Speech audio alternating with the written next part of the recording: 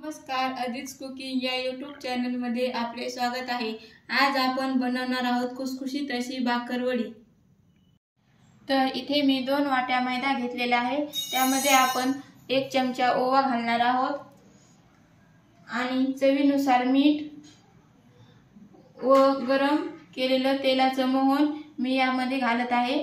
यामुळे आपल्या बाकरवड्या मस्त अशा खुसखुशीत होतात। व आता हे छान मिक्स करून घ्यायचं।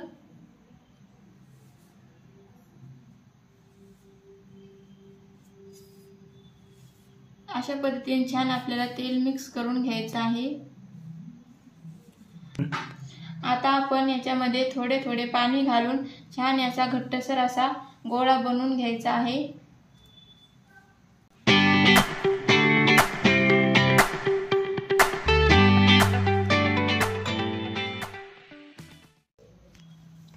तर अशा पद्धतीने इथे आपला छान घट्टसर गोळा मळून तयार झालेला आहे।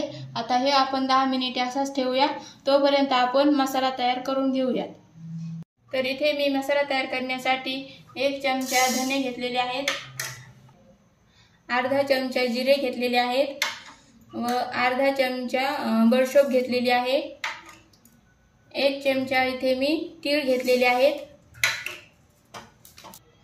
अर्धा चमचा मी इथे खसखस घेतलेली आहे। आता याला आपण फक्त अर्धा मिनिट असे हलवून घेणार आहोत, भाजून घ्यायचं आहे। कोरडच भाजायचं आहे, यामध्ये तेल वगैरे काही टाकायचं नाहीये।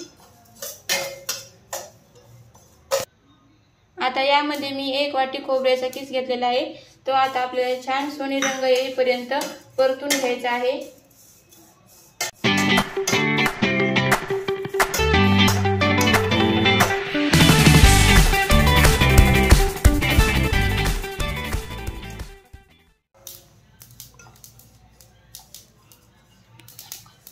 इथे आता आपला भाजून मसाला तयार आहे। आता आपण गॅस बंद करूयात आणि हे मिश्रण आता आपण मिक्सर मध्ये बारीक वाटून घेऊयात।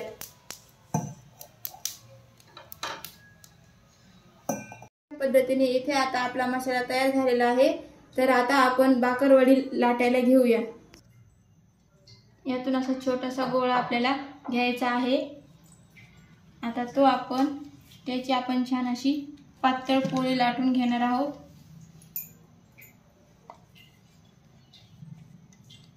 पातळ अशी पोळी लाटायची आहे आपल्याला। याची मधातून लाटायची, कडेला जाळ ठेवली तरी चालेल।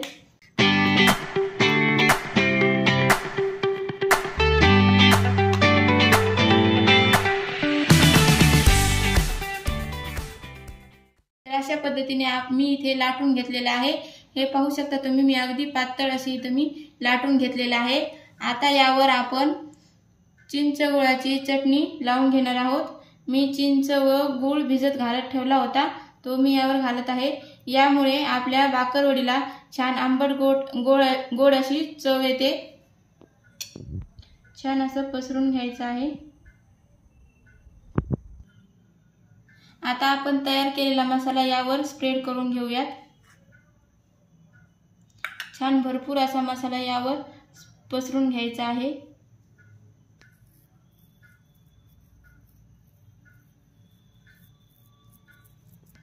आता यावर आपण बारीक शेव घालून घेऊयात।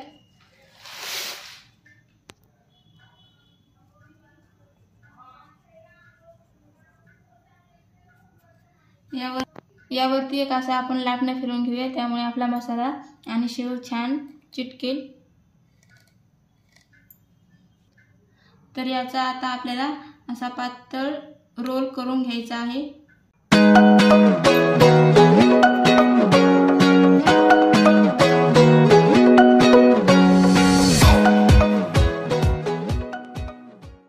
तर आपण याच्या आता कडा कापून घेऊयात आणि आता इथे आपल्याला 1-1 इंचाची अशी बाकरवडी कापून घ्यायची आहे।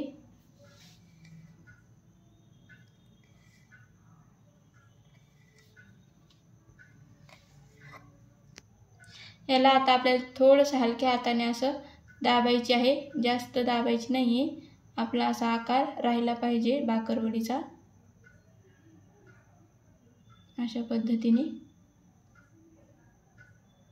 आपण असं हे दाबून घेऊयात.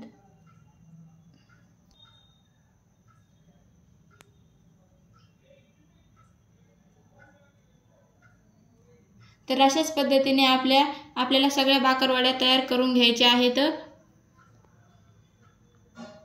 तर इथे आपल्या आता बाकरवड्या लाटून तयार झालेल्या आहेत. तुम्ही पाहू शकता आतमध्ये मस्त असा मसाला लागलेला आहे. आता आपण ह्या तळून घेऊयात. त्यासाठी मी कढईमध्ये तेल गरम करायला ठेवलं होतं.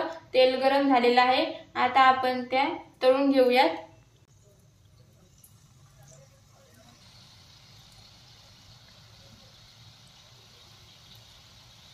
तर वड्या छान आपल्याला खरपूस तळून घ्यायच्या आहेत. म्हणजे आचेवरतीच वड्या आपल्याला तळायच्या आहेत. हाय हीटवरती आपल्याला वड्या तळून घ्यायच्या नाहीये. तर इथे आता छानपैकी आपल्या बाकरवड्या तळलेल्या आहेत. साधारण मी इथे 5 ते 6 मिनिटे बाकरवडी छान तळून घेतलेली आहे. तर अशाच पद्धतीने आपण सगळ्या बाकरवड्या तळून घेऊयात. तर अशा पद्धतीने इथे आपल्या सर्व बाकरवड्या तळून तयार आहेत. तुम्ही पाहू शकता इथे मस्त आपल्या क्रंची अशा बाकरवड्या तयार झालेल्या आहेत. व्हिडिओ आवडले असल्यास लाईक आणि सबस्क्राईब करायला विसरू नका. धन्यवाद.